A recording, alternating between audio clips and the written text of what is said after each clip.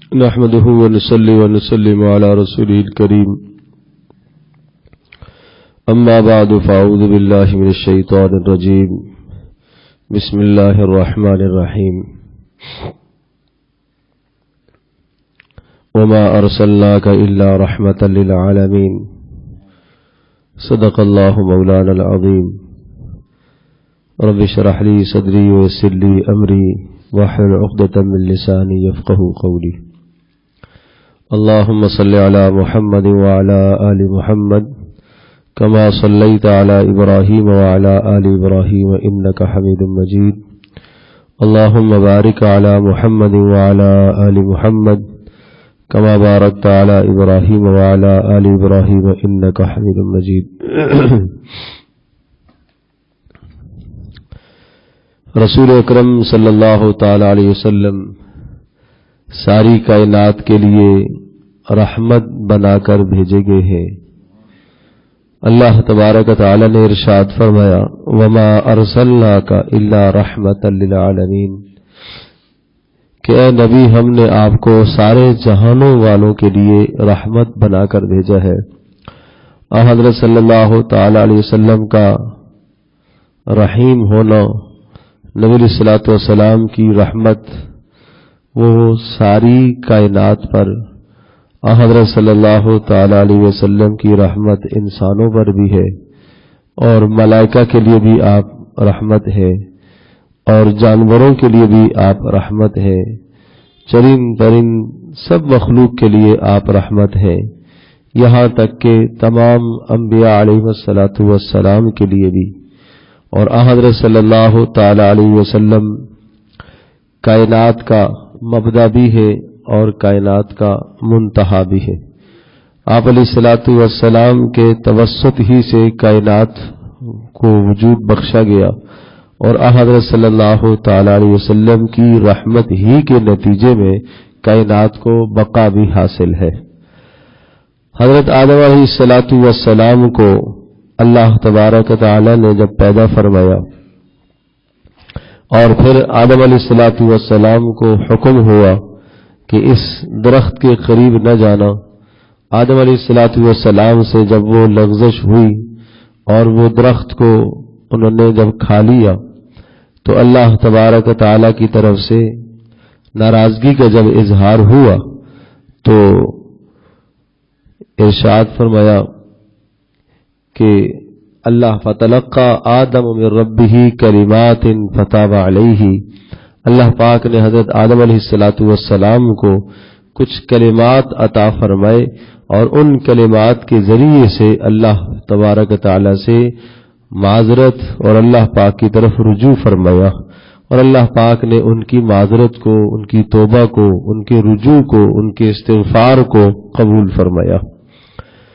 اور وہ کلمات تھے ربنا ظلمنا انفسنا وان لم تغفر لنا وترحمنا لنکونن من الخاسرین، اے ہمارے پروردگار ہم نے اپنی جانوں پر ظلم کر لیا، ہم نے زیادتی کر لی، ہم نے قصور کر لیا، وان لم تغفر لنا وترحمنا، اے اللہ اگر آپ ہمارے گناہ کو معاف نہیں فرمائیں گے اور اے اللہ اگر آپ ہمارے پر رحم نہیں فرمائیں گے لنکونن من الخاسرین، تو ہم تو خسارے والوں میں سے ہو جائیں گے، ہم تو نقصان کر بیٹھے ہیں، اس نقصان کی تلافی اے اللہ اس نقصان سے بچنا وہ آپ ہی کی وجہ سے ہوگا، آپ ہمیں اس نقصان سے بچا لیں۔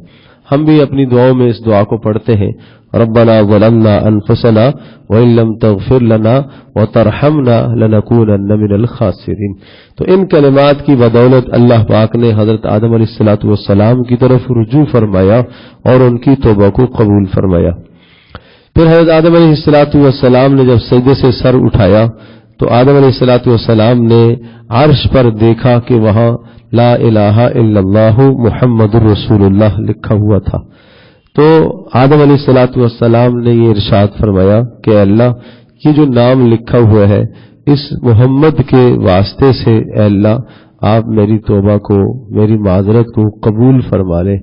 تو اللہ پاک نے ارشاد فرمایا کہ اس کو تو ہم نے ابھی تک پیدا نہیں کیا ہے، آپ کیسے جانتے ہو محمد کو؟ تو آدم علیہ الصلوۃ والسلام نے ارشاد فرمایا کہ آپ نے اپنے نام کے ساتھ ان کا نام لکھا ہے تو میں سمجھ گیا کہ کوئی بہت بلند ہستی ہے، کوئی بڑے مقام والے ہیں۔ تو اللہ پاک نے ارشاد فرمایا کہ ہاں یہ بلند مقام والے ہیں اور میں ان سے محبت رکھتا ہوں اور انہی کی وجہ سے میں نے کائنات کو وجود بخشا ہے۔ تو اللہ تبارک و تعالی نے کائنات کو جو وجود بخشا وہ رسول پاک صلی اللہ تعالی علیہ وسلم کے توسط سے حضرت صلی اللہ تعالی وسلم کی رحمت کا ہی وہ نتیجہ اور مظہر ہے۔ تو جب بات یہ ہوئی اور کائنات کا بقا بھی، کائنات باقی اسی وقت تک رہے گی جب تک کائنات میں اللہ اللہ کہنے والے موجود رہیں گے، اور اللہ اللہ کہنے والے وہ رسول اکرم صلی اللہ تعالی وسلم کی امت ہی ہے۔ نبی علیہ الصلوۃ والسلام کے امتی جب تک اللہ پاک کا نام لیتے رہیں گے اس وقت تک قیامت نہیں آئے گی، کائنات فنا نہیں ہوگی، اور جب اللہ اللہ کہنے والا کوئی بھی نہیں رہے گا تو پھر کائنات پر عدم طاری ہو جائے گا، یہ فنا ہو جائے گی۔ تو اس طرح سے حضرت صلی اللہ تعالی علیہ وسلم کے برکت سے اور سبب سے کائنات کا وجود بھی ہوا اور کائنات کا بقا بھی ہے۔ پھر دوسری بات یہ ذہن نشین فرما لے کہ حضرت صلی اللہ تعالی علیہ وسلم رحمت ہے ملائکہ کے لیے بھی۔ حضرت جبریل علیہ السلام آپ علیہ السلام کے پاس تشریف لائے اور پوچھا کہ نبی الاسلام نے پوچھا هل اصابك من هذه الرحمت شيء، کہ میری رحمت کا کوئی حصہ آپ کو بھی کبھی ملا ہے؟ کہ اللہ نے جو مجھے کہا ہے کہ آپ رحمت للعالمین ہے، اس رحمت کا کوئی حصہ آپ کو بھی پہنچا ہے؟ تو حضرت جبریل علیہ السلام نے ارشاد فرمایا جی اس رحمت کا حصہ مجھے بھی ملا ہے۔ کہا آپ کو کیسے رحمت ملی ہے میری؟ تو حضرت جبریل علیہ السلام نے ارشاد فرمایا کنت اخشى العقوبۃ، میں اللہ پاک کی سزا سے، اللہ کے عذاب سے بہت ڈرا کرتا تھا، لیکن جب اللہ تبارک و تعالی نے آیت نازل فرمائی ہے اور اس میں میرا تذکرہ آیا تو میں اللہ پاک کے عذاب سے بے خوف ہو گیا۔ اب مجھے امن ہے کہ اللہ پاک مجھے عذاب نہیں دے گا۔ وہ کیا آیت ہے؟ انہو لقول رسول کریم، یہ عزت والے فرشتے کا کہا ہوا ہے۔ ذی قوت عند ذی العرش مکین، یہ قوت والا فرشتہ ہے اور عند ذی العرش، اور عرش والے کے پاس، رب کے پاس مکین رہتا ہے، اور مطاع، اس کی اطاعت اور فرمانبرداری کی جاتی ہے، ثم امین، اور وہاں وہ امانت دار بھی ہے اور عذاب سے بھی محفوظ ہے۔ امین کے دونوں والے ہیں کہ وہ امانت دار بھی ہے اور وہ مأمون بھی ہے، عذاب سے محفوظ بھی ہے۔ تو حضرت جبریل نے کہا جب میں نے یہ آیات سنی ہے تو پھر مجھے یقین ہو گیا کہ اللہ نے جب میرے بارے میں یہ فرما دیا کہ یہ عذاب سے مأمون اور محفوظ ہے تو اب اللہ پاک مجھے عذاب نہیں دے گا، اس لیے کہ اللہ پاک وعدے کی خلاف ورزی نہیں کرتا۔ اللہ نے جو ایک بات کہہ دی ہے اللہ پاک اس کی خلاف ورزی نہیں کرتا۔ تو مجھے بھی اطمینان ہو گیا کہ میں بھی آپ کی رحمت کی وجہ سے عذاب سے بچ جاؤں گا۔ تو اس لیے رسول پاک صلی اللہ تعالی وسلم رحمت للعالمین، سارے جہان والوں کے لیے رحمت ہے۔ اسی طرح سے جانوروں کے لیے بھی نبی علیہ الصلوۃ والسلام رحمت ہے۔ حضرت صلی اللہ تعالی علیہ وسلم کے سامنے ایک واقعہ آیا کہ ایک شخص کو آپ علیہ السلام نے دیکھا، اس نے ایک ہرنی کو پکڑا ہوا ہے اور شکار کر لیا اس نے۔ تو حضرت صلی اللہ تعالی وسلم کے پاس آپ علیہ السلام وہاں سے گزرے تو اس ہرنی نے نبی علیہ الصلوۃ والسلام کو کچھ کہا، تو رسول پاک صلی اللہ علیہ وسلم نے اس شکاری سے یہ کہا کہ یہ یوں کہہ رہی ہے کہ میرے چھوٹے چھوٹے بچے بھوک سے بلبلا رہے پہاڑ میں، آپ مجھے آزاد کرا دیں تو میں بچوں کو دودھ پلا کر آ جاؤں۔ تو آپ علیہ السلام نے سفارش فرمائی تو انہوں نے کہا اللہ کے رسول کیا شکار حلال نہیں ہے؟ کہا حلال تو ہے، میں نے تو شکار حلال جو ہے وہ اپنے استعمال کے لیے کیا ہے۔ تو آپ نے فرمایا میں سفارش کرتا ہوں تم اس کو آزاد کرو، یہ واپس آ جائے گی۔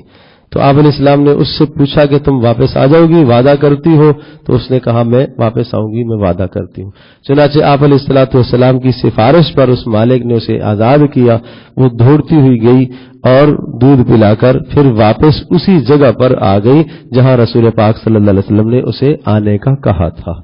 تو ایک جانور بھی رسول پاک صلی اللہ علیہ وسلم کی رحمت سے مستفید ہو رہا، فائدہ حاصل کر رہا، اور دوسری بڑی اہم بات اس جانور کے اندر بھی وعدے کا نباہ کتنا ہے، وعدے کا نباہ، وعدے کی پاسداری کتنی ہے، اسے بھی احساس ہے کہ اگر میں نے وعدے کی خلاف ورزی کی تو مجھے پوچھا جائے گا. ان العہد کان مسئولا، یہ وعدہ یہ پوچھا جاتا ہے. ان السمع والبصر والفؤاد کل اولئک کان عنہ مسئولا، تم سے تمہاری آنکھوں کے بارے میں، تم سے تمہارے دل کے بارے میں، تم سے تمہارے کانوں کے بارے میں ضرور سوال ہوگا. تم ان تمام چیزوں کے معاملات میں پوچھے جاؤ گے، اور وعدے کے متعلق بھی تم سے پوچھا جائے گا. آپ علیہ الصلوۃ والسلام نے ویسے بھی ارشاد فرمایا کہ لا ایمان لمن لا عہد له، جس شخص کی زندگی میں وعدے کی پاسداری نہیں ہے اس کے ایمان کا کوئی اعتبار نہیں ہے. کتنی باتیں آج ہم کہتے ہیں کہ ہم یوں کریں گے، ہم ایسا کرتے نہیں. کتنی مرتبہ ایسا ہوتا ہے ہم لوگوں سے وعدے کرتے ہیں اور اس کی پاسداری نہیں کرتے. تو ایک جانور بھی رسول پاک صلی اللہ تعالی وسلم کی بات کو اس قدر حقیقت جانتا ہے، وہ وعدے کی کتنی پاسداری کر رہا. تو ان جانوروں کو بھی رسول پاک صلی اللہ علیہ وسلم کی رحمت سے فیض پہنچا ہے. آپ علیہ السلام کی رحمت سے انہیں بھی فائدہ پہنچا ہے. اور اسی طرح سے ایک مرتبہ آپ علیہ السلام ایک جگہ سے گزر رہے تھے کہ ایک شخص نے چڑیا کے ایک بچے کو پکڑا ہوا اور وہ چڑیا اس کے اوپر ارد گرد گھوم رہی ہے. تو آپ علیہ السلام نے فرمایا کہ یہ تم سے درخواست کر رہی ہے، زاری کر رہی ہے، اس بچے کو آزاد کر دو. تو وہ جانور بھی، وہ پرندہ بھی اس بات کو سمجھتا ہے کہ رسول اکرم صلی اللہ علیہ وسلم رحمت للعالمین ہے.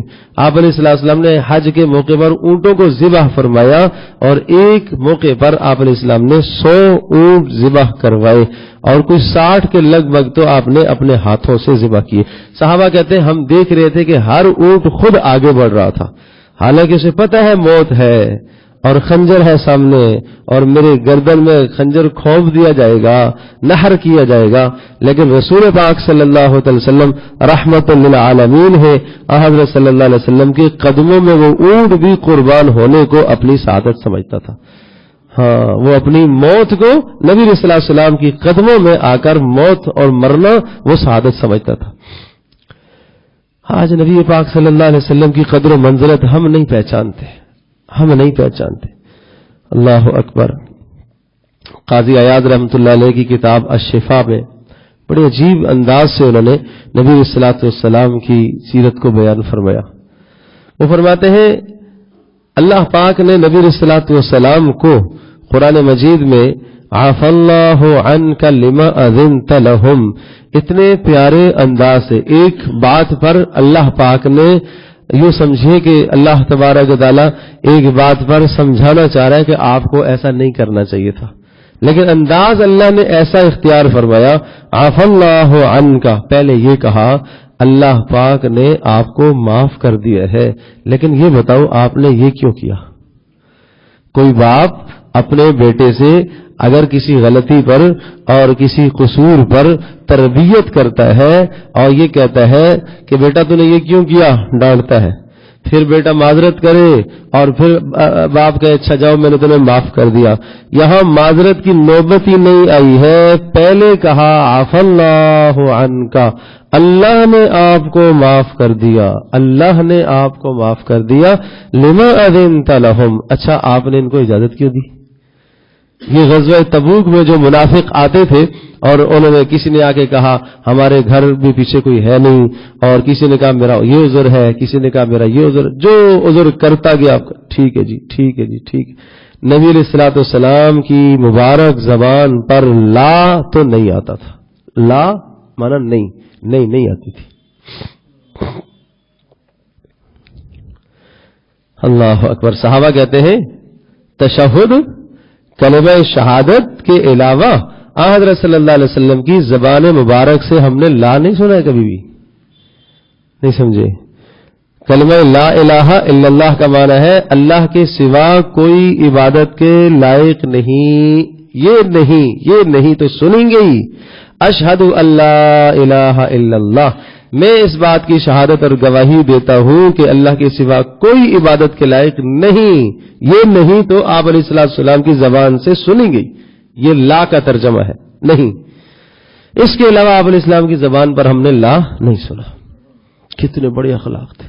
بخاری شریف کی روایت ہے، حضرت انس رضی اللہ تعالی عنہ ارشاد فرماتے ہیں ما سئل رسول اللہ صلی اللہ تعالی علیہ وسلم شیئا، آپ علیہ الصلوۃ والسلام سے کبھی بھی ایسا نہیں ہوا کہ آپ علیہ السلام سے کوئی چیز مانگی گئی ہو اور فقال لا، اور آپ نے لا کہا ہو، لا نہیں کہتے تھے. بڑے کریمانہ اخلاق تھے، بڑے اعلیٰ ظرف کے مالک تھے. نہ نہیں ہوتی تھی. کیا کرتے تھے؟ فرمایا اگر چیز دینے کی ہوتی تو عطا کر دیتے تھے، دے دیتے تھے، اور اگر چیز دینے کی نہیں ہوتی تو اتنے پیارے انداز سے معذرت فرماتے تھے کہ اس معذرت میں لفظ لا نہیں آتا تھا. ایسے انداز سے معذرت فرماتے اور یوں ارشاد فرماتے کہ جب وسعت ہوگی تو انشاءاللہ دوں گا. اور یا یہ بھی نہیں تو آپ علیہ السلام دعا دیتے تھے اللہ آپ کے مال میں برکت دے، اللہ پاک اور اچھا کرے اور اچھا کرے، برکت کی دعائیں کرتے تھے. تو اتنی دعائیں دیتے تھے برکت کی کہ سامنے والا سمجھ جاتا تھا کہ اب حضرت صلی اللہ علیہ وسلم کی مبارک زبان سے اس وقت دعاؤں کے سوا کچھ بھی نہیں ہے. وہ سمجھ جاتا تھا، لا نہیں کہتے تھے. اللہ اکبر. قرآن مجید میں بھی ارشاد فرمایا وآت ذا القربى حقه والمسكين وابن السبيل ولا تبذر تبذيرا، قرابت داروں کے حق ادا کرو. وآت ذا القربى حقه، اور مسکینوں کے حق ادا کرو. وابن السبيل، مسافروں کے حق ادا کرو. ولا تبذر تبذيرا، اور جہاں مال خرچ کرنے کی جگہ نہیں ہے وہاں مال نہ لٹاؤ، وہاں نہ خرچ کرو. ضرورت آپ کی 5,000 سے پوری ہو رہی ہے، 10,000 نہ خرچ کرو. ضرورت آپ کی 10,000 سے پوری ہو رہی ہے، 20 نہ خرچ کرو. سمجھے جی؟ آج کل ہم اس دور میں چل رہے ہیں کہ یہاں بھرمار ہے آگے بڑھنے کی، آگے بڑھنا. الہاکم التقویٰ، کس چیز میں؟ نیکیوں میں نہیں. صحابہ پڑھتے تھے وفی ذالک فلیتنافس المتنافسون. پوچھتے تھے ہاں بھائی آپ کتنی تہجد پڑھتے ہیں؟ اتنی رکعتیں. کتنی دن قیام کرتے ہیں؟ اتنا. یہ کہتا تھا اچھا یہ 1 گھنٹہ قیام کرتا ہے، میں تو کل سے 2 گھنٹے کروں گا، میں تو 2 گھنٹے کروں گا. وہ حضرت بن عبدالعزیز رحمۃ اللہ علیہ کے زمانے کی بات ہے. تاریخ دعوت و عزیمت میں علامہ ابو الحسن ندوی رحمۃ اللہ لکھا ہے کہ عمر بن عبدالعزیز رحمۃ اللہ علیہ کے زمانے کی بات ہے. اس زمانے میں لوگ صبح لوگوں سے پوچھتے تھے رات کو کتنی رکعت تہجد تم نے پڑھی ہے، رات کو تم نے کتنے نوافل پڑھے ہیں، ہاں بھائی آج تم نے کتنا قرآن پڑھا ہے. اور ان سے کچھ پہلے مروان، ولید، یہ جو بادشاہ گزرے ہیں ان کے زمانے میں یہ سوال ہوتا تھا آپ نے کتنی بلڈنگیں بنا لی ہیں، آپ نے کتنے گھر تعمیر کر لیے ہیں. تو جیسے بادشاہ ایسی رعایا ہوتی تھی. تو عمر بن عبدالعزیز کا خود حال یہ تھا کہ راتوں کا قیام تھا، تو لوگ بھی یہ سوال کرتے تھے کہ بھئی رات کو تم لوگوں نے کتنی تہجد پڑھی ہے، کتنے نوافل پڑھے ہیں، کتنا قرآن یاد کر لی. یہ سوال، یہ مذاکرہ ہوتا تھا. اور آج ہم جس دیر میں کسی کے پاس موبائل، بھائی کتنے کا لیا ہے؟ اتنے کا. اچھا چلو میں تھوڑا سا آگے کا لوں گا. ضرورت تمہاری 10,000 سے پوری ہو رہی ہے، 20 کا لینا ہے. یہ کیا ہے؟ یہ خواہش ہے. 20 سے ضرورت پوری ہو رہی ہے، 50 کا لینا ہے جی، 80 کا لینا ہے جی، 1,00,000 کا لینا ہے. پتہ تو چلے کہ یہ فلاں صاحب ہے، پتہ تو چلے کہ یہ مالدار آدمی ہے. یہ کیا ہے؟ یہ تبذیر ہے. ان المبذرین کانوا اخوان الشیاطین. فرمایا تبذیر کرنے والے، وہ بے جاہ مال کو صرف کرنے والے، وہ تو شیطان کے بھائی ہیں. تو شیطان کا جو بھائی بنے گا تو پھر وہ میدان محشر میں کس کے ساتھ کھڑا ہوگا؟ اپنا بھائی کے ساتھ ہی کھڑا ہوگا. جو نبی علیہ الصلوۃ والسلام کی اتباع کرے گا، قناعت پسندی کرے گا، وہاں یہ صورتحال تھی کہ اپنے نفس پر اور اپنی جان پر، اپنی ذات پر جہاں 10 روپے کے لگانے کی ضرورت ہوتی تھی، کوشش یہ ہوتی تھی کہ 9 لگا دو بھائی، 1 بچ جائے اس کو خرچ کرو اللہ کے راستے میں. یہ حال تھا. تو فرمایا ان المبذرین کانوا اخوان الشیاطین. تبذیر کرنے والے تو شیطان کے بھائی ہیں. وکان الشیطان ربہ کفورا. اور شیطان تو اپنے پروردگار کا بڑا ناشکرا ہے. تم شیطان کی پیروی کیوں کرتے ہو؟ اور اگلی بات جس کے لیے میں نے سارا قصہ سنایا، وَإِمَّا تُعْرِضَنَّ عَنْهُمُ ابْتِغَاءَ رَحْمَةٍ مِّن رَّبِّكَ تَرْجُوهَا فَقُل لَّهُمْ قَوْلًا مَّيْسُورًا. اگر آج تمہارے پاس اس فقیر کو، سائل کو، قرابت دار کو دینے کے لیے کچھ نہیں ہے، جس نے تم سے مانگا ہے، سوال کیا ہے، آپ کے پاس دینے کو کچھ نہیں ہے، اور آپ جانتے ہیں واقعتاً وہ سائل ہے، حاجت مند ہے، ضرورت مند ہے، تو کیا کرو؟ فرمایا اگر آپ اس سے اعراض کر رہے ہو اور آپ کو دینے کا کچھ نہیں ہے، فَقُلْ لَهُمْ قَوْلًا مَيْسُورًا، تو پھر عزت کی بات اس سے کہہ دو، ایسی بات کہہ دو جس سے اس کا دل تو نہ ٹوٹے نا. یہ تو نہ کہو کہ تم تو بس مانگتے ہی رہتے ہو، بھائی ابھی تو دیا تھا آپ کو. یہ جملہ نہ بولو، ایسا جملہ بولو جس سے اس کا دل بڑھ جائے. بھائی وسعت ہوگی، گنجائش ہوگی، انشاءاللہ اللہ پاک دے گا، ہم آپ کے ساتھ تعاون کریں گے. یہ بولو، عزت کا بول بولو نا. قول معروف ومغفرۃ خیر من صدقۃ یتبعها اذی. عزت کی بات کہہ دینا اور نہ دے دینا یہ زیادہ بہتر ہے اس صدقے سے کہ دے کر احسان جتلائے. احسان جتلانا، بھائی میں نے تو آپ کو اتنے پیسے دیے، یہ احسان جتلانا ہے. چلو آپ نے یوں نہیں کہا، لیکن آپ نے چہرے پر تاثر ناگواری کا لایا، نکالا اور الٹے ہاتھ سے یوں اس کو پھینک دیا، یا کوئی بھی آپ نے چہرے پر ایسا تاثر لایا جس سے اس کو اذیت ہو رہی ہے، تکلیف ہو رہی ہے، تو یہ کیا ہے؟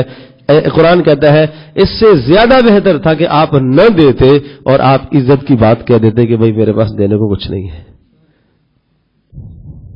عزت نفس ہے. قرآن کتنا اس کا خیال رکھتا ہے کہ کسی کی عزت نفس، یہ اخلاق ہیں، یہ رسول پاک صلی اللہ علیہ وسلم کے اخلاق ہیں. امام غزالی رحمۃ اللہ علیہ نے ارشاد فرمایا کہ اللہ پاک نے حضرت صلی اللہ علیہ وسلم کی براہ راست تربیت فرمائی ہے، اور رسول پاک صلی اللہ علیہ وسلم کو اللہ پاک نے یہ اخلاق عطا فرمائے ہیں، سکھائے ہیں. ان اخلاق کی بدولت رسول اکرم صلی اللہ تعالی علیہ وسلم کے اخلاق کمالیہ، اخلاق حسنہ ایسے ہو گئے کہ آپ علیہ السلام کی زبان پر نہ نہیں آتی تھی. اتنا پیارا آپ علیہ السلام سامنے والے کو اس طرح سے معذرت فرماتے تھے کہ نہ نہیں ہوتی تھی. ہوتا دینے کو تو دے دیتے، نہ تو دعائیہ کلمات کہتے. اور کوئی اگر آپ علیہ السلام کو کوئی چیز دیتا، ہدیہ دیتا، کوئی شے دیتا، تو آپ علیہ السلام اس کو قبول فرما لیا کرتے تھے، اور قبول فرمانے کے بعد اس کو بدلہ بھی دیا کرتے تھے. اور اگر بدلہ دینے کو نہ ہوتا تو جزاک اللہ خیرہ کہا کرتے تھے. تو رسول پاک صلی اللہ علیہ وسلم اس طرح سے کیا ہے؟ رحمت للعالمین ہے. انسانوں کے لیے بھی رحمت ہے، حیوانوں کے لیے بھی رحمت ہے. میں عرض کر رہا تھا کہ وہ جانور بھی نبی علیہ الصلوۃ والسلام کی رحمت سے مستفید ہو رہے ہیں، اور انسانوں کے لیے اب رحمت، انسانوں کی ہدایت کا ذریعہ رسول پاک صلی اللہ علیہ وسلم. اس لیے ایک حدیث قدسی میں آتا ہے، اللہ پاک ارشاد فرماتے ہیں کہ میں ایک مخفی خزانہ تھا اور میں نے چاہا، کنت کنزا مخفیا فاحب ان اعرف، میں ایک خزانہ مخفی تھا اور میں نے یہ چاہا کہ میرا تعارف ہو اور لوگ مجھے پہچانے، اس لیے میں نے مخلوق کو پیدا کیا ہے، اس لیے میں نے انبیاء علیہ الصلوۃ والسلام کو پیدا کیا.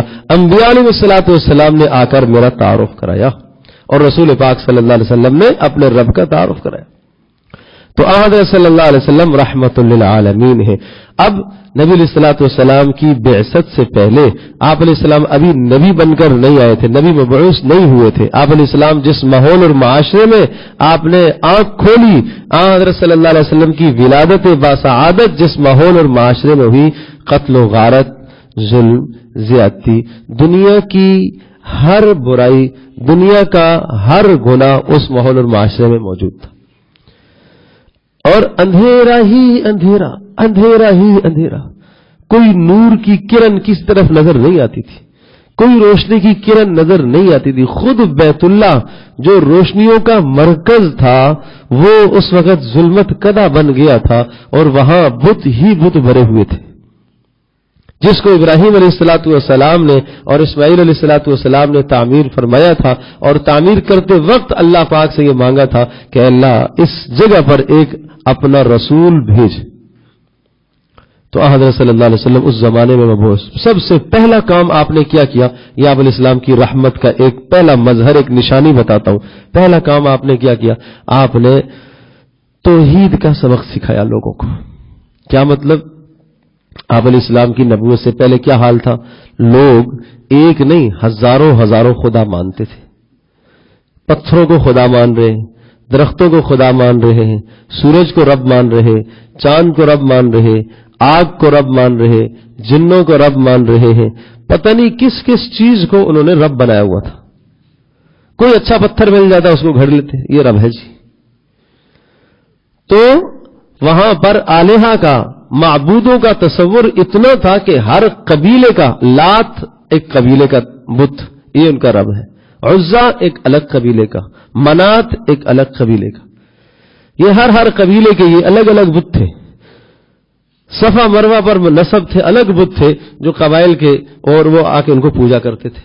حضرت صلی اللہ تعالی علیہ وسلم 40 سال تک تو یہ سارا منظر دیکھتے رہے اور اندر سے کڑتے تھے، اس لیے کہ نبیوں کی فطرت میں یہ بات شامل ہوتی ہے کہ وہ شرک کی طرف کبھی مائل نہیں ہوتے، شروع سے ان کی ایسی تربیت ہوتی ہے۔ تو یہ سارا ماحول جب دیکھتے تھے تو تکلیف تو ہوتی تھی۔ تو حضرت صلی اللہ تعالی علیہ وسلم پر جب اللہ پاک نے وحی فرمائی اقرأ باسم ربک الذی خلق، تو سب سے پہلے حضرت صلی اللہ تعالی وسلم نے پھر اپنے خاندان، ماحول، معاشرے کو سب کو بلایا، جمع کیا، کہو بھائی ایک بات تمہیں بتاتا ہوں، تم یہ بتاؤ تم لوگوں نے مجھے کیسا پایا؟ سب نے کہا صادق امین، بڑے اچھے آدمی ہیں آپ، 40 سال آپ ہمارے درمیان میں رہے، آپ عزت دار آدمی ہیں اور آپ ذی رائے آدمی ہیں۔ تو کہا بس میں تمہیں ایک بات پیش کرتا ہوں، ایک بات، لا الہ الا اللہ تم کہو تو کامیاب ہو جاؤ گے۔ اوہو، لا الہ الا اللہ کی آواز ان لوگوں کے لیے ایسی نامانوس تھی، ایسی سخت ضرب لگی اس آواز سے کہ ان کے دل ہل گئے، ان کے دل ہل گئے۔ دیکھو آپ علیہ السلام صلہ رحمی کرتے تھے، پہلے بھی کرتے تھے، غریبوں کے ساتھ تعاون کرتے تھے، پہلے بھی کرتے تھے، بیواؤں کے ساتھ تعاون کرتے تھے، پہلے بھی کرتے تھے، یہ سارے کام تھے۔ جب جب یہ کام ہوتے رہے کوئی مخالف نہیں ہوا۔ مخالفت کہاں سے شروع ہوئی؟ جب بات آئی لا الہ الا اللہ کی تو مخالفت ہو گئی۔ اب وہی جو صادق آمین کہتے تھے وہ کذاب، جھوٹا کہنے لگے معاذ اللہ، وہ مجنون کہنے لگے معاذ اللہ، وہ دیوانہ کہنے لگے معاذ اللہ۔ کوئی آ رہا ہے بھائی میں سنا ہے آپ مجنون ہو گئے ہیں، میں علاج کرنے آیا ہوں۔ زمام بن ثعلبہ کہتے ہیں میں آیا اور میں نے آ کے کہا کہ بھائی میں نے بڑے بڑے مجنونوں کے علاج کیے ہیں اور میں زبردست جادو کا توڑ جانتا ہوں، میں نے سنا ہے آپ پر کوئی جادو ہو گیا ہے اور کوئی جنون کی کیفیت ہے، آپ مجھے بتائیے میں بہترین علاج کروں گا، میں آپ کی خدمت کے لیے آیا ہوں۔ اچھا جی، آپ علیہ السلام نے ارشاد فرمایا بڑے شوق سے، میں مجنون کو پہچانا جاتا ہے اس کے کلام سے، میں کچھ کلام پیش کرتا ہوں، آپ میرے کلام کو سنو، اس کلام کے اندر اگر کوئی جنون ہوا تو شوق سے علاج کیجیے۔ تو آپ علیہ السلام نے یہ پڑھا الحمدللہ احمدہ واستعینہ واستغفرہ واؤمن بہ واتوکل علیہ واعوذ باللہ من شرور انفسنا ومن سیئات اعمالنا من یہد اللہ فلا مضل لہ ومن یضلل فلا ہادی لہ۔ یہ کلمات پڑھیں۔ اللہ اکبر، وہ لوگ زبان سمجھتے تھے، عربی جانتے تھے، فصیح بلیغ لوگ تھے، تو بس وہ زمام بن ثعلبہ اپنی انگلیوں کو منہ میں دے کر سنتے رہے، کہتے اعد ذکرک، پھر کہو۔ آپ نے پھر پڑھا الحمدللہ احمدہ واستعینہ واستغفرہ واؤمن بہ واتوکل علیہ واعوذ باللہ من شرور انفسنا ومن سیئات اعمالنا من یہد اللہ فلا مضل لہ ومن یضلل فلا ہادی لہ۔ پھر کہا اعد ذکرک، پھر پڑھے، آپ نے پھر پڑھا۔ تیسری بار جب پڑھا تو ایسا گہرا اثر ہوا کہ انہوں نے کہا مجھے بھی کلمہ پڑھاؤ ہے، میں نے بڑے مجنونوں کے کلام کو سنا ہے، دیوانوں کے کلام کو سنا ہے، جادوگروں کی باتوں کو سنا ہے، شاعروں کے کلام کو سنا ہے، عجیب ہی کلام ہے، عجیب ہی کلام ہے۔ یہ آیت نہیں تھی، یہ آپ علیہ السلام نے خطبہ پڑھا۔ عام طور پر خطبہ اس خطبے کو پڑھتے ہیں، یہ آپ علیہ السلام کا پڑھا ہوا خطبہ ہے۔ مسلمانوں کے زمام بن ثعلبہ رضی اللہ تعالی عنہ۔ تو اس طرح کی کتنی واقعات ہیں۔ تو عرض یہ کر رہا تھا کہ لا الہ الا اللہ پر جب بات آئی تو سارا معاشرہ مخالف ہو گیا۔ اجعل الالہۃ الہ واحدہ ان ھذا لشیء عجاب، عجیب بات، 360 ہمارے کام نہیں بنا سکتے، بیٹے دینے کے لیے الگ ہیں، بیٹیوں کے لیے الگ ہیں، رزق کے لیے الگ ہیں، مشکلات حل کرنے کے لیے الگ ہیں، الگ الگ وہ ہمارے اتنے کام نہیں کر پا رہے، اور یہ کہہ رہا ہے ایک ہی سب کچھ کرے گا، یہ کیسے ہو سکتا ہے؟ اجعل الآلہۃ الہا واحدا، سب معبودوں کو اس نے ایک ہی کر دیا. ان ھذا لشیء عجاب، یہ تو بڑی عجیب بات ہے. لیکن میرے عزیز دوستوں اور بزرگوں اور ماں اور بہنوں، سمجھنے کی بات ہے، بڑی اہم بات ہے سمجھنے کی. سارا ماحول مخالف ہو گیا. صادق آمین کہنے والے اور جناب عزت کرنے والے، تکریم اور تعظیم کرنے والوں نے پتھر مارے دشمن بن گئے. تو کیا رسول پاک صلی اللہ تعالی علیہ وسلم نے اس ماحول کے ڈر کی وجہ سے کیا یہ محنت، یہ کام چھوڑ دیا؟ جب بھی کسی کی جہالت ہوتی، آپ علیہ السلام کے ساتھ کوئی نازیبا عمل اور حرکت کرتا، آپ علیہ السلام کی محنت اور بڑھ جاتی. کبھی بھی ہمت نہیں ہارے بھائی. قرآن کہتا ہے وَإِن كَانَ مَكْرُهُمْ لِتَزُولَ مِنْهُ الْجِبَالُ. اتنے بڑے بڑے فریب ان ظالموں اور مشرکوں اور کافروں نے نبیوں کے خلاف، نبی کے خلاف اور صحابہ کرام رضی اللہ عنہم اجمعین کے خلاف اتنے بڑے بڑے مکر و فریب کیے کہ اگر ان کو پہاڑوں پر ڈالو تو پہاڑ بھی اپنی جگہ سے ہل جائے، لیکن نبی علیہ الصلوۃ والسلام کے پائے استقامت میں ذرہ برابر لغزش نہیں آئی. صحابہ کرام رضی اللہ عنہم اجمعین کے پائے مبارک میں ذرہ برابر لغزش نہیں آئی. وہ کیا چیز تھی کہ بلال رضی اللہ تعالیٰ عنہ شدید گرمی میں اور تپتی ہوئی ریت پر لٹائے گئے اور اوپر گرم پتھر رکھے گئے اور زبان سے ایک ہی احد احد احد، اللہ ایک ہے ایک ہے ایک ہے. کہا مار دیں گے، مار دو. مارنے والے تھک گئے، نہیں چھوڑا نہیں چھوڑا. آج ہمیں ہماری خواہشات دین کی طرف نہیں آنے دیتی. وہ کیا ایمان ہے، وہ کیا ایمان ہے جو فجر کی نماز کے لیے بھی ہمیں نہ بیدار کرے؟ سوچنے کی بات ہے. وہ کیا رسول کی محبت ہے جو رسول پاک صلی اللہ علیہ وسلم کی سنت پر بھی ہمیں نہ لے کر آئے؟ وہ کیا اللہ سے محبت ہے جو قرآن کی تلاوت پر ہمیں آمادہ نہ کرے؟ وہ کیا اللہ پاک کی محبت ہے جو رات کو نرم اور گرم بستر چھوڑنے کے لیے ہمیں تیار نہ کرے؟ کہاں چلے گئے ہم لوگ؟ بچوں کی محبت بہت بڑی محبت، بیوی کی محبت بڑی محبت، اللہ کی محبت بہت بھجی ہوئی، نبی علیہ السلام کی محبت بہت کمزور ہمارے دلوں میں. اللہ اکبر. پھر یاد رکھو رسول پاک صلی اللہ علیہ وسلم کا اعلان بھی ہے. آپ نے فرمایا لا یؤمن احدکم حتی اکون احب الیہ من مالہ وولدہ والناس اجمعین. تم میں سے کوئی آدمی نہیں صاحب ایمان ہو سکتا، نہیں ہو سکتا، نہیں ہو سکتا جب تک میں رسول اس کے نزدیک اس کی ماں سے، اس کے باپ سے، اس کے خاندان سے، اس کے اولاد سے، اس کے مال سے سب سے زیادہ محبوب نہ بن جاؤں.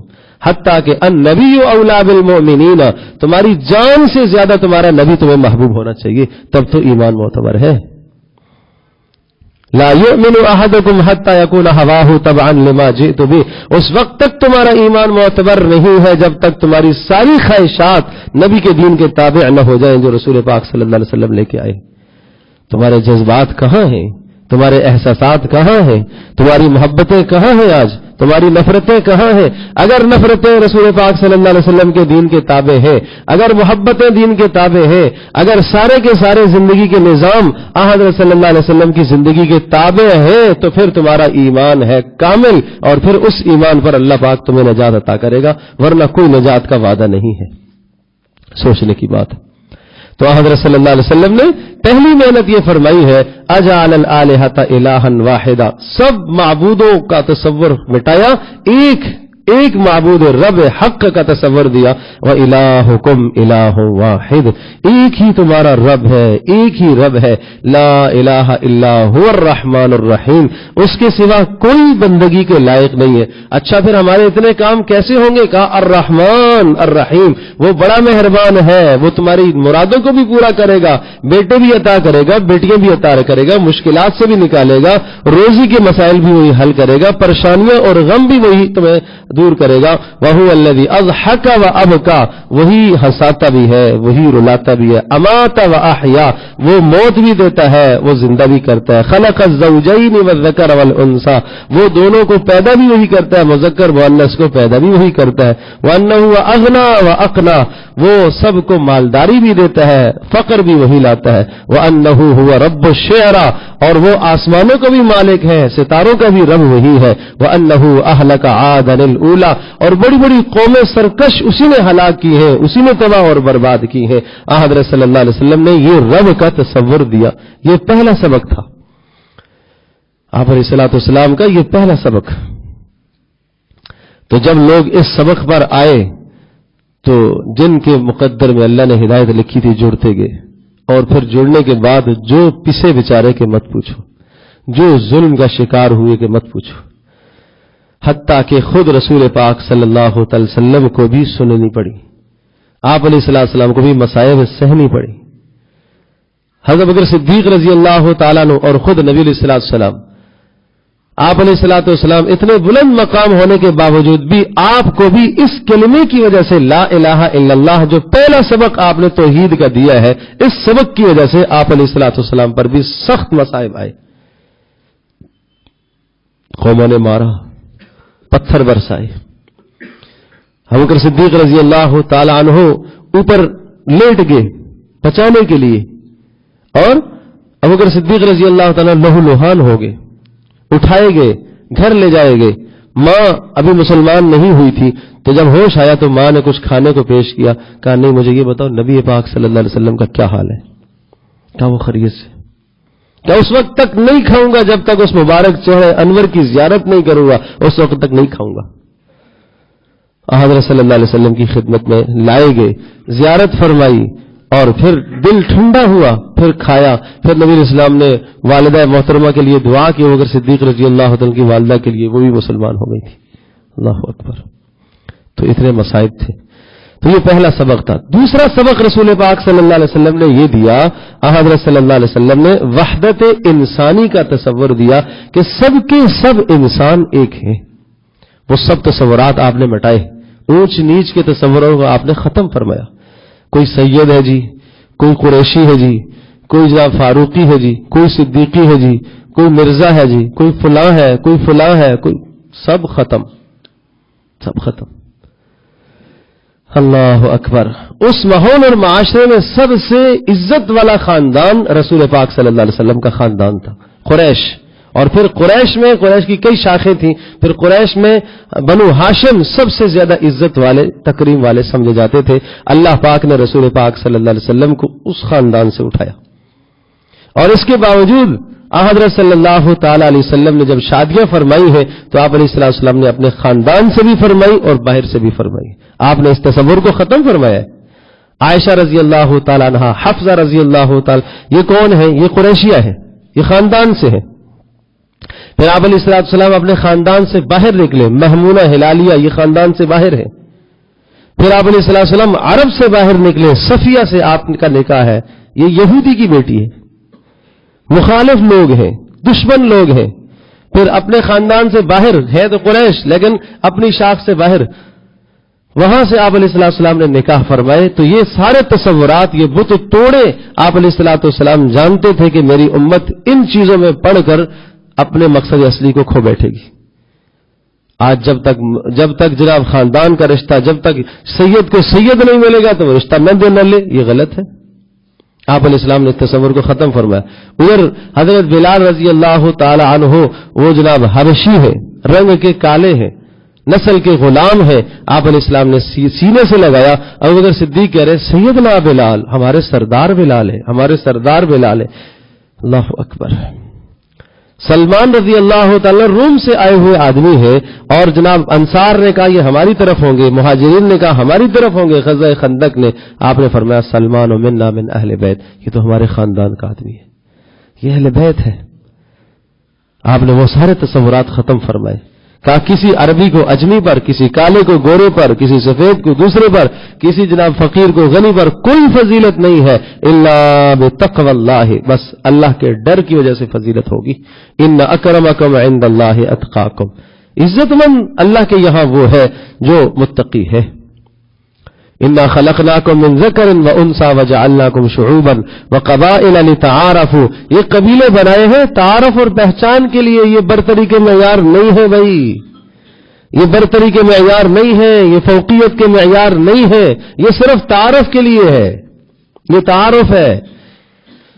وَمِنْ آيَاتِهِ وَاخْتِلَافُ أَلْسِنَتِكُمْ وَأَلْوَانِكُمْ، فرمایا یہ تمہارے رنگوں کے اختلاف اور تمہاری شکلوں کے اختلاف اور قوموں کے اختلاف یہ اللہ کی قدرت کی نشانیاں ہیں، یہ برتری کی دلیلیں نہیں ہیں، یہ فوقیت کے دلائل نہیں ہیں۔ تو یہ سمجھنے کہ آپ نے دوسرا تصور یہ دیا وحدت انسانی کا کہ تم سب کے سب آدم علیہ السلام کی اولاد ہو، ایک اماں حوا کی اولاد ہو، لہذا تم ایک ہو، سب کے سب تم ایک ہو۔ آپ نے وہ سارے تصورات ختم فرمائے، اور عجیب جب یہ تصورات ختم ہوئے تو آپس میں وہ ایثار اور وہ ہمدردی اور وہ پیار اور وہ محبت پیدا ہوا کہ اس کی مثال نہیں ملتی۔ اللہ نے پھر وہ محبت ڈالی، ارشاد فرمایا اللہ تبارک وَأَلَّفَ بَيْنَ قُلُوبِهِمْ لَوْ أَنفَقْتَ مَا فِي الْأَرْضِ جَمِيعًا مَا أَلَّفْتَ بَيْنَ قُلُوبِهِمْ وَلَكِنَّ اللَّهَ أَلَّفَ بَيْنَهُمْ، اللہ نے ان کے دلوں میں پھر وہ محبت ڈالی ہے، اے نبی اگر ساری زمین پر جو خزانے ہیں سارے بھی آپ خرچ کر ڈالتے تو جب بھی آپ محبت نہیں دے سکتے تھے، اللہ پاک نے ان میں محبت کو ڈالا ہے۔ اس تصور کے بعد، اس محنت کے بعد، اندر سے انسان کا اندر اگر سدھر جائے تو ظاہر سدھرتا ہے، پھر باطن کی اصلاح ہو جائے تو ظاہر کی پھر اصلاح بعد میں ہوتی ہے۔ زبان ٹھیک بولے گی جب دل ٹھیک ہوگا، آنکھ ٹھیک دیکھے گی جب دل ٹھیک ہوگا، کان ٹھیک سنے گا جب دل ٹھیک ہوگا۔ دل میں ہی فساد ہے تو پھر زبان سے پتہ نہیں کیا کچھ بولے گا۔ غصہ آئے گا، کیا چیز ہے، اندر کی اصلاح ہوئی ہو تو غصے کے موقع پر زبان قابو میں رہتی ہے۔ بے حیائی سامنے آئی، نظر جھک جائے گی، اگر اندر سدھرا ہوا ہے تو انبیاء علیہ الصلوۃ والسلام اور رسول پاک صلی اللہ علیہ وسلم کی محنت کا میدان براہ راست قلب بنی آدم انسان کا دل ہوتا تھا۔ وہ ظاہر پر محنت نہیں کرتے تھے، وہ کھیتیاں باڑیاں نہیں سکھاتے تھے، وہ تجارتیں نہیں سکھاتے تھے، حلال حرام کی تمیز کرتے تھے۔ تو آپ علیہ السلام نے وحدت انسانی کا تصور دیا، اور تیسرا تصور آپ علیہ السلام نے جو دیا ہے وہ بڑی عجیب بات ہے، تکریم انسان۔ سب کو برابر تو کیا لیکن عزت، انسان کی عزت سکھائی آپ علیہ السلام نے۔ وَلَقَدْ كَرَّمْنَا بَنِي آدَمَ وَحَمَلْنَاهُمْ فِي الْبَرِّ وَالْبَحْرِ وَرَزَقْنَاهُمْ مِنَ الطَّيِّبَاتِ وَفَضَّلْنَاهُمْ عَلَى كَثِيرٍ مِّمَّنْ خَلَقْنَا تَفْضِيلًا، کہ ہم نے اس انسان کو ساری مخلوق سے افضل بنایا، جبکہ حضرت صلی اللہ علیہ وسلم کی بعثت سے پہلے کتنے لوگ درختوں کو، بہت سارے درختوں کو انسان سے افضل سمجھتے تھے، جنوں کو انسان سے افضل سمجھتے تھے، پتھروں کو انسان سے افضل سمجھتے تھے۔ آج بھی ایسا ہی تصور ہو گیا، انسان اتنا سستا ہو گیا ہے۔ کتوں کی قیمت ہے، آج کتوں کی اہمیت ہے، بلیوں کی اہمیت ہے، گھروں میں کتے اور بلیاں پال کر اور ان کو بھاری بھرکم رقمیں کھلاتے ہیں اور ان پر خرچ کرتے ہیں اور مال لوٹاتے ہیں، اور اگر کوئی غریب انسان برابر میں بھوکا مر رہا ہے اس کا احساس نہیں۔ تکریم انسان نکل گئی اندر سے، انسان کا احترام نکل گیا، آدمیت کا احترام نکل گیا کہ انسان کوئی شے ہے۔ بقول امام حنیفہ رحمۃ اللہ علیہ کے کچھ کوفہ کے لوگ آئے اور وہ خاندان والے تھے جنہوں نے حضرت حسین رضی اللہ تعالیٰ کو شہید کیا تھا، تو کہنے لگے اگر حالت احرام میں کوئی مچھر اگر مر جائے تو کیا دم آئے گا؟ تو امام حنیفہ رحمۃ اللہ علیہ نے بڑا پیارا جواب دیا، حسین کو قتل کرتے وقت تمہیں دم یاد نہیں آیا تھا؟ اس وقت تمہیں نہیں پتا تھا کیا دم ہے؟ راستے میں چونٹی نظر آ جائے تو بچانے کی کوشش کرتے ہیں، راستے میں بلی نظر آ جائے اس کو بچانے کی کوشش کرتے ہیں، روڈ پر کتا، میں یہ نہیں کہہ رہا ہوں نہ بچاؤ، میں ہرگز یہ نہیں کہہ رہا ہوں نہیں بچاؤ، لیکن اس سے لاکھوں کروڑوں درجہ زیادہ انسان کی تکریم ہے، اس سے زیادہ انسان کی تکریم ہے۔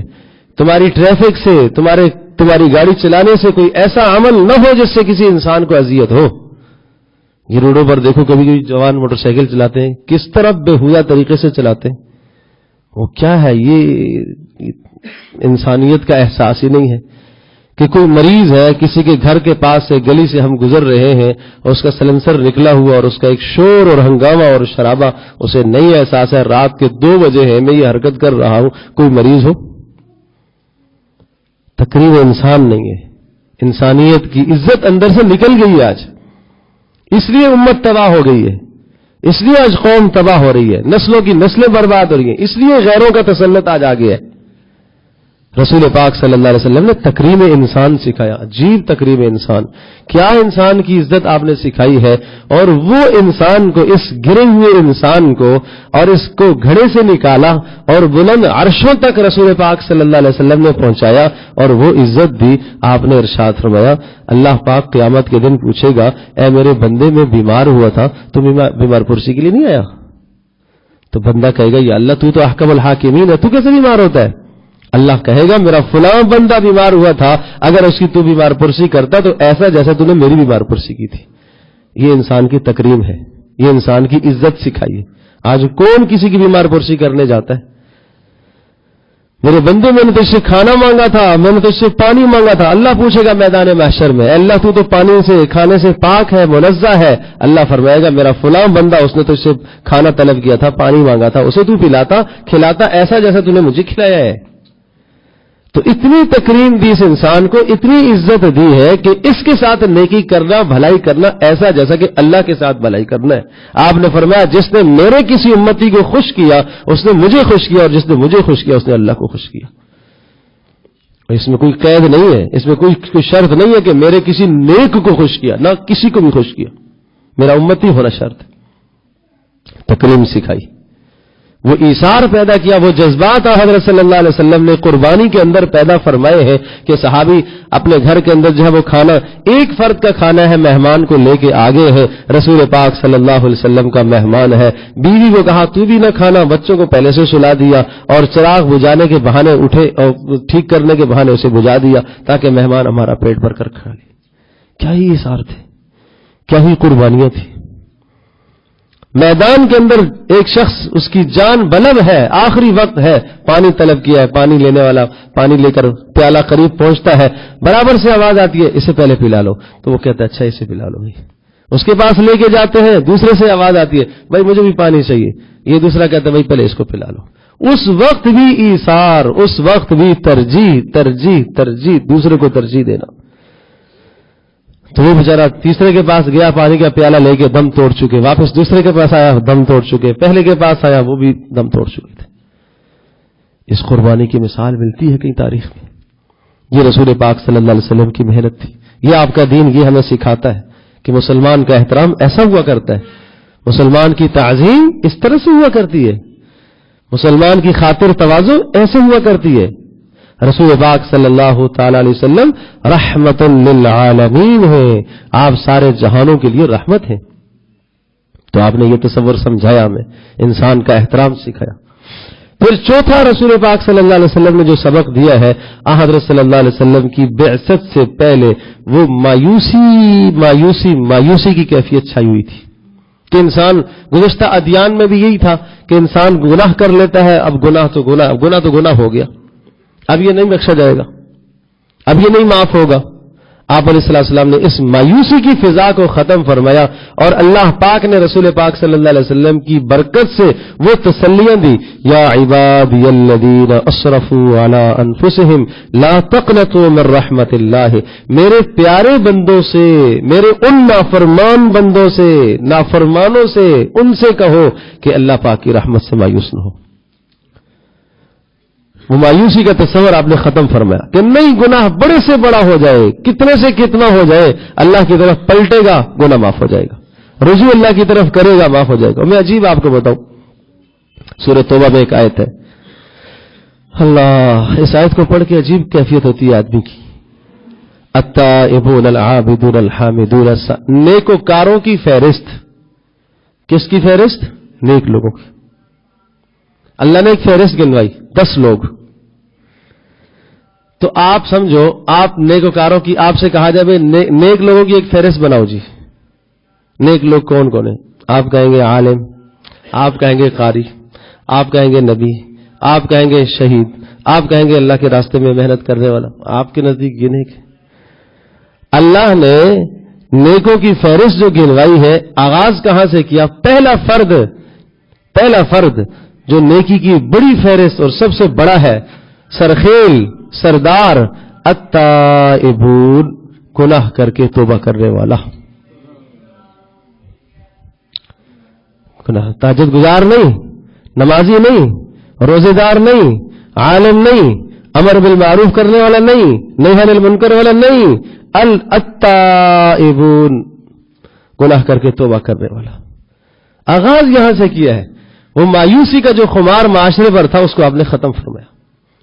التائبون، سوچو تو صحیح، تو یہ تو سب سے آسان ہے، یہ تو سب سے آسان ہے. یہ نیک بننا تو سب سے آسان ہے، یہ ہر کوئی بن سکتا ہے. اس کے لیے عالم ہونا شرط نہیں، قاری ہونا نہیں، امر بالمعروف کرنا نہیں، نہی عن المنکر نہیں. مسلمان ہے تو پھر اس کے بعد التائبون توبہ کرے. یہاں سے آغاز فرمایا. پہلا فرد التائبون، العابدون دوسرا عبادت کرنے والے وہ نیکوکار ہیں. التائبون العابدون الحامدون اللہ کی تعریف کرنے والے. السائحون روزہ رکھنے والے. الراکعون رکوع کرنے والے. الساجدون سجدہ کرنے والے. الآمرون بالمعروف نیکیوں کا حکم کرنے والے بعد میں آئے، بہت بعد میں. والناہون عن المنکر گناہوں سے روکنے والے. والحافظون لحدود اللہ اور اللہ پاک کی حدود کی، اللہ کے احکام کی حفاظت کرنے والے. تو آغاز التائبون سے کیا، مایوسی ختم کر دی. تو آپ علیہ الصلوۃ والسلام نے یہ ایک سبق سمجھایا ہے. چوتھا سبق ہمیں یہ دیا ہے، مایوسی کا تصور آپ نے مٹایا امت سے. تو میرے عزیز دوستوں اور بزرگوں اور ماں اور بہنوں، یہ سب کے لیے تائب ہر کوئی. اور کتنا، اللہ اکبر اللہ اکبر. التائب من الذنب کمن لا ذنب له، التائب من الذنب کمن لا ذنب له. گناہ سے توبہ کرنے والا ایسا ہے جیسا کہ اس نے کبھی گناہ کیے ہی نہیں ہے. 30 سال ایک آدمی، 40 سال ایک آدمی بندگی کرتے کرتے کرتے بلند مقام اس نے پایا ہے، اور ایک آدمی 40 سال گناہ کرتے کرتے وقت گزر گیا، 40ویں سال اس کو خیال آیا، اس نے توبہ کر لی، یہ اور وہ برابر ہو گئے. کتنی عزت اللہ نے دی ہے، کتنی عزت اللہ پاک نے دی ہے. آخرت میں مقام میں درجے میں فرق ہوگا، لیکن فرمایا ایسا ہے یہ بھی ایسا ہی ہے کمن لا ذنب له، گویا کہ اس نے گناہ کیا ہی نہیں ہے. چلو بھائی ہم نے دیکھا ہی نہیں ہے. ایک باپ دیکھتا ہے بیٹے کو جرم کرتے ہوئے، کہے اچھا بیٹا میں نے دیکھا ہی نہیں ہے، چھوڑو چھوڑو میں نے دیکھا ہی نہیں ہے، کرے میں نے دیکھا ہی نہیں ہے، ایسا سمجھو میں نے دیکھا ہی نہیں ہے، بھول جاؤ.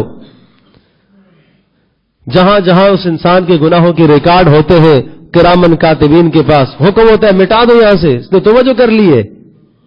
زمین کے خطے جہاں جہاں گواہ بنتے ہیں، حکم ہوتا ہے مٹا دو، توبہ جو اس نے کر لی ہے. ہاتھوں کے اندر اس کا ریکارڈ محفوظ ہے، حکم ہوتا ہے ہاتھوں سے بھی ریکارڈ ختم ہو گیا، توبہ جو اس نے کر لی ہے، اللہ سے جو اس نے صلح جو کر لی ہے. التائب من الذنب کمن لا ذنب له. تو بھائی اس فہرست پر تو آؤ، نیکیوں کی یہ جو فہرست ہے، نیکوکاروں کی جو فہرست ہے جہاں سے آغاز کیا ہے، اس پر آؤ. تو حضرت صلی اللہ علیہ وسلم نے امت سے مایوسی کا تصور ختم فرما. مایوس نہ ہو جاؤ. نافرمانیاں ہوتی ہیں، گناہ ہوتے ہیں، لیکن گناہوں کے بعد گناہوں پر دوام نہ کرو، یہ اچھا نہیں ہے. اللہ پاک کی اس دھرتی پر بغاوت نہ کرو، یہ بغاوت اللہ کو اچھی نہیں لگتی. یہ ڈٹائی نہ کرو، یہ اللہ کو اچھی نہیں لگتی، یہ اللہ کو بہتر نہیں لگتی. فَأَمَّا مَنْ طَغَىٰ وَآثَرَ الْحَيَاةَ الدُّنْيَا فَإِنَّ الْجَحِيمَ هِيَ الْمَأْوَىٰ. جو باغی بنے کہ گناہ کر کے پھر گناہوں پر فخر بھی کرے، اچھا کیا میں نے، دلائل بھی دے میں نے بہتر کیا، میں نے ٹھیک کیا، میں ایسے ہی غیبت کرے، بھائی کیوں کر رہے، ارے وہ ایسا ہے جبھی تو کر رہا ہوں، گناہ پر دلیل دے رہا ہے، یہ اللہ کو پسند نہیں ہے، یہ بغاوت ہے. اللہ اکبر. روڈ میں چلتے چلتے کسی نے سگنل توڑ دیا، اچھا جی غلطی ہو گئی، تو شاید غلطی ہو گئی، یہاں تو دے دلا کے بھی جان چھوٹ جاتی ہے، تو اگر اتنا کہہ دیا غلطی ہو گئی تو چلو ٹھیک ہے بھائی، جرم تو ہے لیکن غلطی ہو گئی، لیکن یہ کہتا ہے میں نے ٹھیک کیا. قانون توڑ کر کہے میں نے ٹھیک کیا اور اس پر 4 دلیلیں دے، تو یہ تو بغاوت ہے. یہ بغاوت اللہ کو پسند نہیں ہے. تو حضرت صلی اللہ علیہ وسلم نے وہ مایوسی کا جو تصور چھایا ہوا تھا اس کو آپ نے ختم فرمایا. آپ امت کو امید پر لے کر آئے. ایک شخص آئے کہ اللہ کے رسول بہت بڑا جرم ہو گیا ہے، میری معافی ہو سکتی ہے؟ کہا کتنا بڑا جرم کیا؟ زمینوں سے بڑا. کہا آسمان سے بھی بڑا ہے. کہا کرسی سے بھی بڑا ہے. کہ اللہ پاک کے عرش سے بھی بڑا ہے. کہ اللہ پاک کی رحمت سے، کہا نہیں، رحمت سے بڑا نہیں، رحمت سے بڑا نہیں، رحمت سے بڑا نہیں ہے۔ تو حضرت صلی اللہ تعالی علیہ وسلم نے یہ سمجھایا اور یہ سبق دیا کہ اللہ کا یہ ارشاد ہے وسعت رحمتی کل شیء، میری رحمت تو ہر چیز کو وسیع ہے۔ اور یہ آیت تو سن کر تو شیطان کو امید ہونے لگی کہ شاید میرا بھی کام بن جائے گا، شاید تو میں بھی ہوں نا، وہ کہنے لگا شاید تو میں بھی ہوں، وسعت رحمتی کل شیء، میری رحمت ہر شے پر وسیع ہے تو شاید تو میں بھی ہوں۔ امام غزالی رحمۃ اللہ علیہ ارشاد فرمایا کوئی شیطان کو بھی کچھ امید ہونے لگی۔ آج کا انسان مایوس پڑا ہے۔ کیوں مایوس پڑے ہوئے ہو؟ اللہ پاک پر بھروسہ رکھو، اللہ پر یقین رکھو، اللہ پر بھروسہ کرو، اللہ پر یقین رکھو۔ وہ یہ کہتا ہے ادعونی استجب لکم، اس نے وعدہ دیا ہے، وہ وعدے کی خلاف ورزی نہیں کرتا ہے، کہتا ہے ادعونی، تم مجھے پکارو تو صحیح، استجب لکم، میں تمہاری پکار کو سنوں گا۔ تو آپ علیہ السلام نے اس مایوسی کے تصور کو ختم فرمایا، اور پانچواں ایک تصور جو امت میں پھیلا ہوا تھا وہ آپ علیہ السلام نے ختم فرمایا، وہ دین اور دنیا کے تفارق کا جو تصور تھا آپ نے توحد قرار دیا کہ دین اور دنیا دونوں کو لے کے چلا جا سکتا ہے۔ آپ نے یہ تصور ختم فرمایا، جبکہ نبی علیہ السلام کی بعثت سے پہلے جس کو دیندار بننا ہو، رہبانیت اختیار کرتا تھا، وہ جنگلوں میں جا کے اپنے رب کو راضی کرے، اس کو پھر دنیا میں آبادیوں میں آنا جائز نہیں ہوتا تھا۔ اور کتنے نصارہ اسی طرح سے ان کی زندگیاں اسی طرح سے گزر جاتی تھی۔ حضرت صلی اللہ علیہ وسلم نے یہ تصور ختم فرمایا، لا رہبانیت فی الاسلام، میرے دین کے اندر رہبانیت نہیں ہے، تم سارے اس ماحول اور معاشرے میں رہو اور معاشرے میں رہ کر تم رب کو راضی کرنے کی کوشش کرو، خلق خدا کو بھی راضی کرو، اپنے رسول کو بھی راضی کرو، اپنے اللہ کو بھی راضی کرو، اسی ماحول اور معاشرے کے اندر رہ کر۔ ہاں تمہیں حرام سے بچایا گیا، بھئی حرام میں ہاتھ نہیں ڈالنا، تمہیں چند چیزوں پر پابندی لگا دی ہے، یہاں تم نے نہیں دیکھنا ہے، یہ نہیں کھانا ہے، یہ نہیں پینا ہے، ان پابندیوں کا خیال رکھو، بس یہ تمہاری زندگی اچھی ہے۔ اللہ کی ذات عالی پر تم بھروسہ رکھو، تم توکل کرو، تم قناعت پسندی کرو، تم تھوڑا کھا لو لیکن حلال کھاؤ، حرام کی طرف نہ جاؤ۔ یا ایھا الرسل کلوا من الطیبات واعملوا صالحا، رسولوں کو حکم دیا ہے کہ آپ اے رسولوں کی جماعت، آپ حلال پاکیزہ رزق کھاؤ اور اعمال صالحہ کرو۔ تمہاری عبادت ممکن نہیں ہے جب تک تمہارے رزق کے اندر حلال نہ ہو، رزق حلال نہ ہو تو تمہاری عبادت ممکن ہی نہیں ہے، لذتوں سے محروم ہو جاؤ گے، عبادت کی لذت چھن جائے گی، صدقے تمہارے قبول نہیں ہوں گے۔ مصیبت آتی ہے تو مصیبت کے لیے صدقہ کرتے ہو تاکہ صدقہ اس مصیبت کو دور کرتا ہے، ٹلاتا ہے، لیکن جب صدقہ حلال مال سے ہوگا تو مصیبت کو دور کرے، حرام مال کا صدقہ نہیں۔ تو آپ علیہ السلام نے اس تصور کو آ کر ختم فرمایا، آپ دونوں کو ہاں یہ ضرور کرو کہ جب دین اور دنیا کا تعارض آ جائے، ٹکراؤ جہاں پر آ جائے تو تم دین کو ترجیح دو، تم دین کو ترجیح دو۔ آپ علیہ السلام نے شادیاں بھی کی ہیں، کہنے والے نے کہا میں شادی نہیں کروں گا، اس لیے نہیں کروں گا کہ آپ علیہ السلام کی شادیاں آپ تو گناہوں سے معصوم ہیں اور پھر بھی آدھی آدھی رات کھڑے ہوتے ہیں۔ ایک نے کہا کہ میں تو ساری زندگی شادی نہیں کروں گا تاکہ سارا وقت عبادت میں لگے، آپ نے فرمایا نہ یہ نہیں کرو۔ ایک نے کہا میں ہمیشہ روزے رکھوں گا، آپ نے فرمایا نہیں یہ نہیں، ایک دن رکھو ایک دن چھوڑو، ایسا نہیں کرو۔ ایک نے کہا میں ساری رات قیام کروں گا، آپ نے فرمایا نہ ایسا نہیں کرو، آدھی رات قیام کرو، سو بھی آرام بھی کرو، تمہارے رب کا بھی حق ہے، تمہاری بیوی کا بھی حق ہے، تمہارے جسم کا بھی حق ہے، ہر حق والے کو اس کا حق دو۔ آپ نے یہ اعتدال سکھایا، یہ سبق دیا۔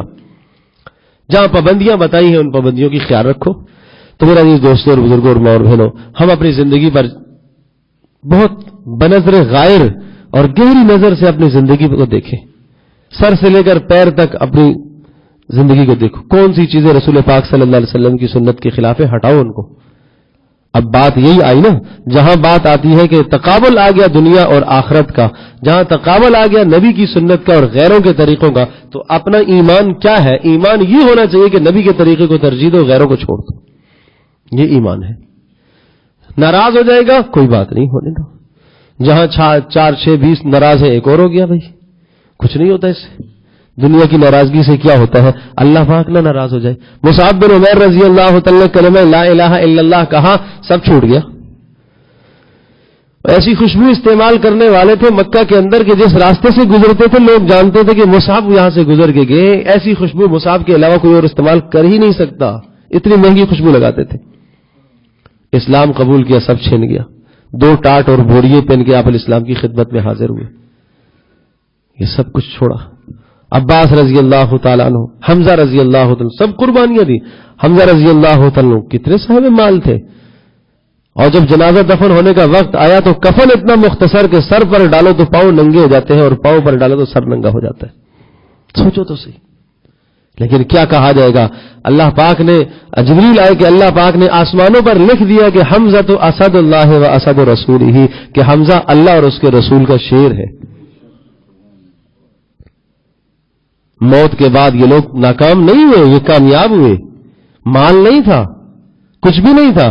بلال رضی اللہ تعالیٰ نے کچھ نہیں ہے، ابو ہریرہ کے پاس کچھ نہیں ہے۔ ابو ہریرہ تو کہتے ہیں کھانے کو نہیں ملتا تھا، غشی تاری ہو جاتی تھی، بے ہوش ہو جاتا تھا، لوگ سمجھتے تھے کہ ابو ہریرہ کو مرگی ہوئی ہے۔ ابو ہریرہ کو مرگی نہیں ہے، بھوک ہوتی تھی، ابو ہریرہ بھوک سے غشی کھا جاتا تھا۔ اللہ اکبر۔ آج ابو ہریرہ کا نام کیسے زندہ ہے؟ نبی اسلام کے دین کو سینے سے لگایا نا۔ آج بلال کا نام کیسے زندہ ہے؟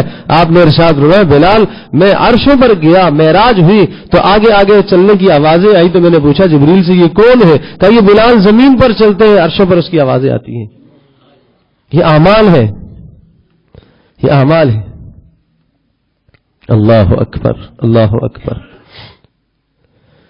ایک صحابی آپ علیہ الصلوۃ والسلام نے فرمایا جنت میں جب معراج ہوئی، سبحان اللہ سبحان اللہ، قرآن کی آواز آ رہی ہے، وہ جبریل یہ کون قرآن پڑھ رہا ہے؟ یہ فلاں قرآن پڑھ رہا ہے جی، فلاں کو کہاں پڑھ رہا؟ مدینے میں قرآن پڑھ رہا ہے۔ اللہ اکبر، اللہ اکبر۔ کوئی لاؤڈ اسپیکر نہیں، اللہ نے وہاں آواز پہنچائی ہے، وہاں آواز پہنچائی ہے۔ جبریل اس کا کیا عمل ہے؟ یہ ماں کی خدمت کرتا ہے، یہ ماں کی خدمت کرتا ہے، یہ ماں کی خدمت کرتا ہے۔ اس ماں کی خدمت کی بنیاد پر عرشوں پر اس کا قرآن سنایا جا رہا ہے، ماں کی خدمت کی بنیاد پر، باپ کی خدمت کی بنیاد پر۔